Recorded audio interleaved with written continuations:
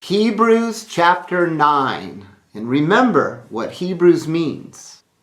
One from beyond. One that searches heavenly things. Verse 1. Truly then, the first tabernacle also had ordinances of worship and an earthly sanctuary. Now the translator in this version chose the word first. I'm going to ask you a question. When Moses was on Mount Sinai, getting the instructions, he saw into heaven just like the Apostle John. He saw a vision of the tabernacle, didn't he? And God says, I want you to make it according to the pattern. What existed first? That tabernacle in heaven or the one Moses looked at and then he built? The one in heaven existed first. So I looked up the Greek word, and a better word here would be former. Now read it. Truly then, the former tabernacle, the last one, also had ordinances of worship. So I'm going to place former every time it says first. For the former tabernacle, which is called holy, was furnished, in which were placed both the lampstand and the table and the loaves of showbread. Now, when you buy a new home, what do? We have to furnish it, honey. God furnished it here with these three items. Now, in the Holy of Holies was the Ark of the Covenant. But before that, you go in, going backwards through the curtain, you go to the holy place. And on the holy place was a table. Did you know what kind of wood that table was made out of? Acacia wood. Now, many items in the whole tabernacle were made out of acacia wood. But this table was overlaid with pure gold. Now remember the story of King David needed something to eat? He wasn't supposed to eat the showbread. In fact, it was a sin, but mercy was given. Let's go all the way to Leviticus 24:5. And you shall take fine flour and bake 12 loaves. Did you know that? 12 is the number of perfect government. There are 12 tribes. Each foundation is an apostle. There were 12 apostles. It's perfect government. Israel is the church of God. This is what it represents. And let's go down to verse 8. Every Sabbath he shall set it in order before the Lord forever, for the children of Israel by an everlasting covenant. So what does the Sabbath represent? The kingdom. We start in darkness, we head towards the light each day, and we go towards the seventh day of perfection. So every Sabbath, the showbread was presented, see, which represented Israel, and the head of it is Christ. Now, where was this showbread located? In the holy place, correct? So in the holy place is the showbread, which represents the church. Now, what is the table made of? Acacia wood, right? And I read one website and they said it's the only time it's mentioned is during the tabernacle. Well, I don't just believe man. I did my own research. And it's mentioned 2 other times, this acacia wood, other than how to build the tabernacle. One is in Isaiah with the millennium. I will make your deserts like a rose and so forth. And you'll see the acacia tree grow there, okay? Now, what does Israel represent? The church, the 12 tribes. And Numbers 25, they're supposed to be in the holy place, right? Verse 1, and Israel dwelt in acacia grove, a grove, and the people begin to commit whoredom with the daughters of Moab. And it says, they called the people to the sacrifices of their gods. And the people ate and bowed down to their gods. Where? Amongst the groves of acacia. When they're supposed to be represented in a holy place. See what man does? And I thought that was a big contrast. So you have to ask yourself, where do you want to dwell? Do you want to dwell in the holy place of God? Or amongst the trees of acacia where they had whoredom? And why did God divorce Israel? Because of adultery. And Jesus says you can divorce for adultery, and that he did. That was a type back then, Israel. And now let's go back to Hebrews, verse 3. But behind the second veil, this is after the holy place, was a tabernacle which is called the Holy of Holies. Remember that curtain? Now listen, containing a golden censer, and the ark of the covenant, which was overlaid on all sides with gold, in which was the golden jar containing the manna. Now what does that represent? The bread of life. Remember how I opened? The new covenant is superior. You have the manna, the jar. That represented a physical angel food that was manifested from the window of heaven into our system. It rained down on them. They ate it. Did they understand what they ate? Did it make them live forever? No. Christ says they ate that manna and they're dead. But we, and those who eat of the bread of life, I am the way, the truth, and the life. You can add bread of life. That's Jesus, and you'll live forever. And that's what we put inside us, right? See, even that shouts out superior. So that manna, it's not that it's weak or anything. It just represented something. It had the manna and the rod of Aaron in there. The rod of the first physical high priest. That represented who? Christ. You can say what a rod represents correction. And the tablets of the covenant. Now, you know what those were? Those were the 10 Commandments written on stone. Do you know that? How many sets were there? Well, Moses came with the first set, and he saw them doing their whoredom. And you could read into that one with the golden calf. That he threw them and broke them. So he had to go and get them again, didn't he? But I'm going to tell you something that most don't know. Did you know there was more of the law in that Holy of Holies? For that info, let's go to Deuteronomy 31. Now, Deuteronomy is the legal documents containing the terms under which Israel would live in the Promised Land. So that's why we should study them, so we can learn the terms that we'll live in God's kingdom. So the law, just so you know, wasn't just the 10 Commandments. That's the summary of them. And then you can go to like Exodus 22, and it tells you on the 8th commandment, if you steal someone's ox, you need to repay 5. A sheep would be 4. See, it doesn't say that in the you should not steal. If you want to study the law, read Deuteronomy 5 to 28. This is what was read from the first day of Tabernacles to the 7th day of Tabernacles every 7th year. Why do I bring this up? The 10 Commandments were in the Ark of the Covenant. But now let's go to Deuteronomy 31:24. And it came to pass when Moses had made an end of writing the words of this law. Is that just the 10 Commandments? In the book. Could that book be Deuteronomy? Until they were finished, then Moses commanded the Levites who carried the Ark of the Covenant of the Lord, take this book of the law and put it where? In the side of the Ark of the Covenant of the Lord your God. Now what does that mean? The side? Not inside. That's the 10 Commandments, but the whole law on the side would always be there. He says in verse 27, for I know your rebellion and your stiff neck. You know what a stiff-necked person is? I know, and I don't need to be changed. You don't need to correct me, teach me anything. I heard from a prominent minister that the biggest plague in any church is someone going around teaching.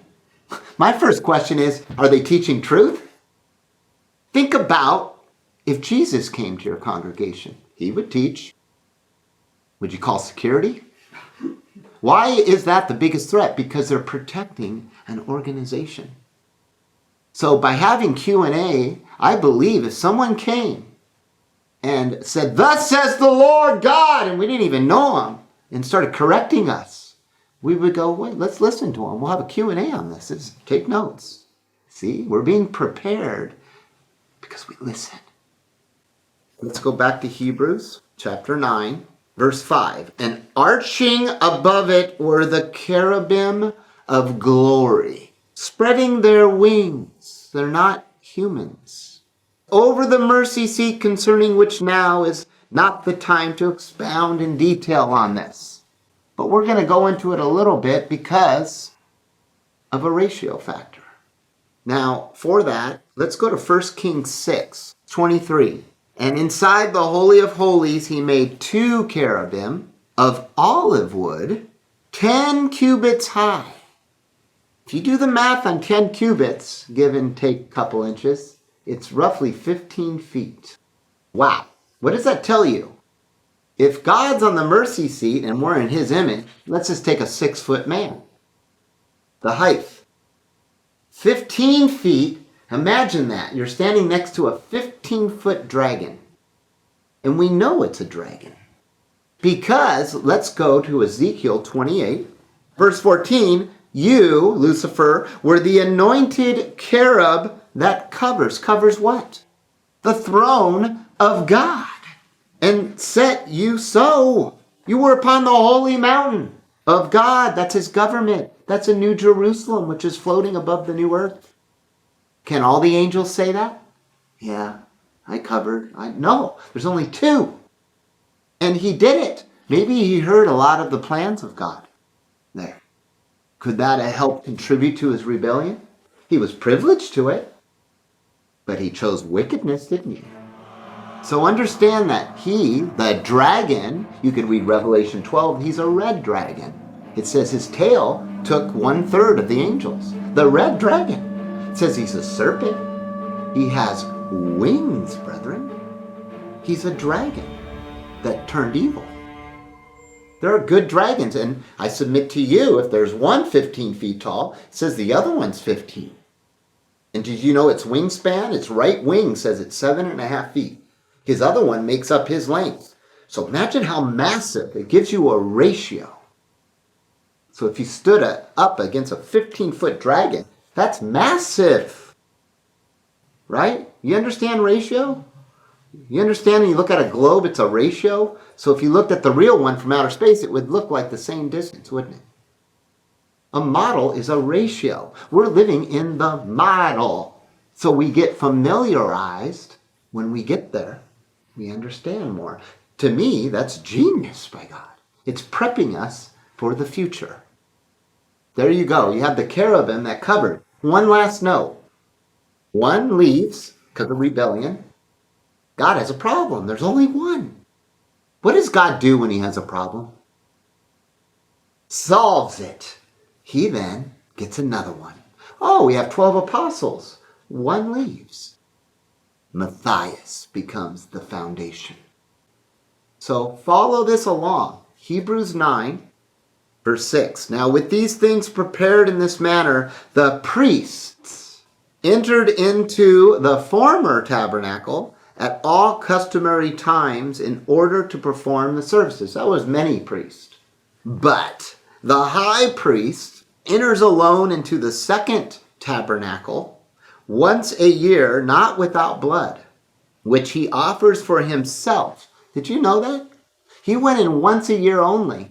Did you know that Christ went in basically one time, but he stays there? Now, a little addition here. It says he does it for himself. Why? The blood sacrifice. Because his sins. Do you know what was offered for that? It's in Leviticus 16. I just want to know if any of you know what animal. Ram. It was a bull.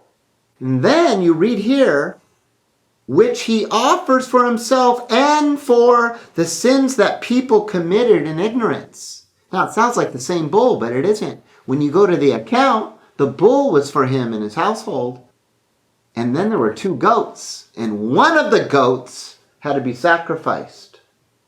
That one was for the sins of a nation. We have now in verse 8 the Holy Spirit signifying this, that the way of the holiest has not yet been made manifest, while the former tabernacle is still standing. So why do we want to go back there? Why would anyone want to go back to the old covenant? Very, very, very, very, very, very, very small model. Small thinking. Small. Think larger, superior. What did it represent? Why would we ever want to sacrifice a lamb? when we have the superior one in Christ. See, once that happens, we gravitate to the superior one. And I often said this, there is a model when 9/11 happened afterwards. They made a model of the new buildings. And they're built now. And why would you want to just sit and look at the little two models when you can get in an elevator and go in the real one? We have the superior one, brethren. And that's constantly what Hebrews is about. It's not about physical Hebrew. It's about spiritual Hebrew. Now, I'm leading up to something very profound. Verse 9, which is a symbol, this tabernacle, for the present time in which both gifts and sacrifices are being offered that are not able to perfect the one performing the service as pertaining to the conscience. The new covenant goes inside your mind, inside your heart. You know when you dream, you know what you're dreaming? Your conscience. That's your conscience at work. We want a pure conscience, is what's written in the Bible. Verse 10, these services consist only of meat and drink offerings and various washings and physical ordinances imposed until the time, I love this, until the new spiritual order.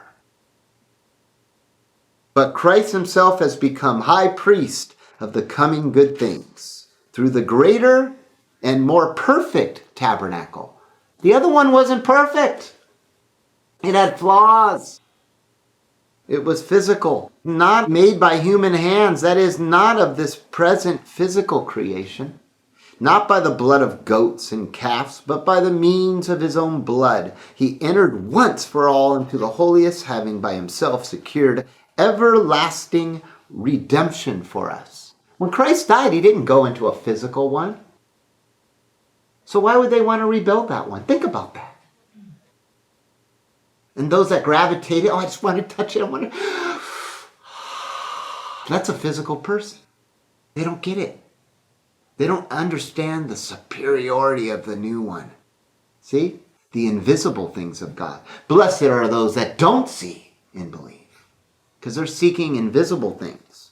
Verse 13, for if the blood of goats and bulls and the ashes of heifers sprinkled on those who are defiled sanctifies to the purifying of the flesh, to a far greater degree the blood of Christ, who through the eternal Spirit offered himself without spot to God. He didn't need that bull sacrifice. Shall purify your conscience from dead works to serve the living God. Now, will you have works? Absolutely. There'll be works of God. 15, and for this reason, he is the mediator of the new covenant. He's our advocate. In order that through his death, which took place for the release of the transgressions that were committed under the first covenant, those who have been called might receive the promise of the eternal inheritance. Many are called, few are chosen. It is a wide path that many go to. Very few find the narrow path. 16, now where there is a covenant, it is obligatory to bring forth a symbolic sacrifice to represent the death of the one who personally ratifies the covenant. Because a covenant is ratified only over the dead sacrificial animal, since there is no way that is legally enforced until the living ratifier has symbolically represented his death. Now, ultimately, what is the best sacrifice of all? Jesus Christ. Now, this event happened at your baptism. Your old man died, didn't it? Now, you didn't sacrifice yourself for that old man to die. Christ did. Right? The pure and righteous Christ. And that was your new beginning of being a new creation of Christ inside you, correct? That's why you're a begotten child of God. Not born yet. I read the Bible. It's not born yet until you see the heavenly things. But there's nothing wrong with that. What happens when a baby is begotten? It's not born yet. It doesn't see the new world until it comes out of the womb, and then it's part of this new world, correct? But we're in the growing process now. We have the seed of begettal in us. So we're growing. And then we have here in verse 18, For this very reason, neither was the former covenant inaugurated without blood.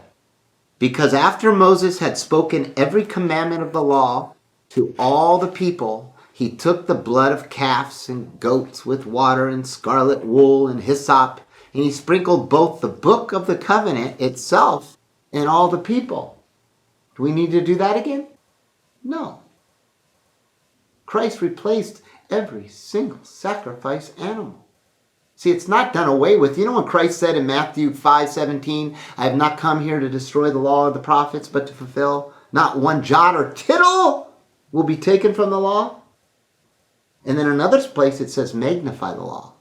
He doesn't do away with anything. He magnifies it. He makes it superior. Right? So, sacrifices are not done away with. They're just Christ now. He fulfilled that part of it. It says in 20, saying, this is the blood of the covenant that God has ordained for you. In the same manner, he sprinkled with blood the tabernacle too, and all the vessels of service. Now, almost all things are purified with blood according to the law. And without the shedding of blood, there is no remission of sins. Well, we have Christ's blood.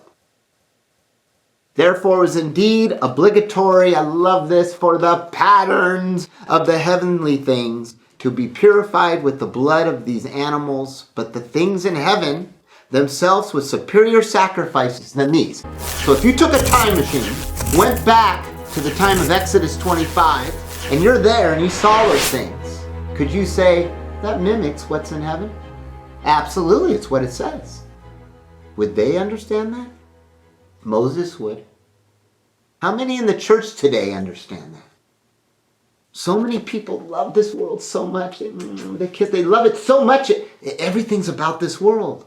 God's going to stay here. He's going to come down. He's going to leave that realm for eternity that he's built for billions and trillions and trillions and trillions and trillions of years, and leave it to come into a small little area, little bitty space. One person in the church says, yeah, I believe that. I go, well, then who gets all this? And he goes, Satan and the demons.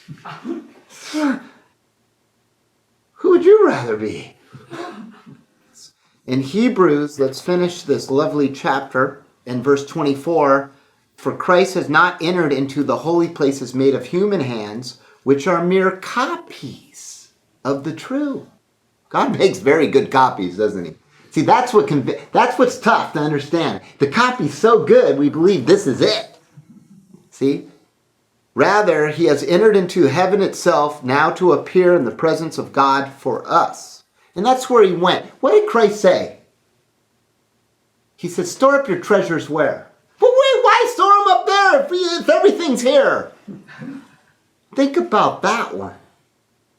25, not that he should offer himself many times, even as the high priest entered into the Holy of Holies year by year with the blood of others. For then, it would have been necessary for him to suffer many times. Oh, that would have been horrible. Since the foundation of the world, but now once and for all, in the consummation of the ages, he has been manifested for the purpose of removing sin through his sacrifice of himself.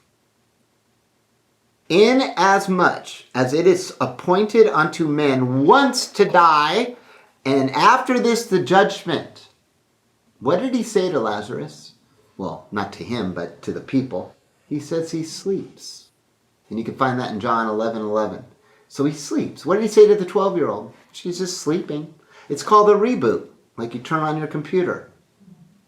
Right? Didn't actually die. You technically slept last night. Did you die? No, you slept. You're out of commission. You're sleeping. See? Your conscience was at work. But not your body. So, once to die and then the judgment. So everyone gets one shot in the simulation.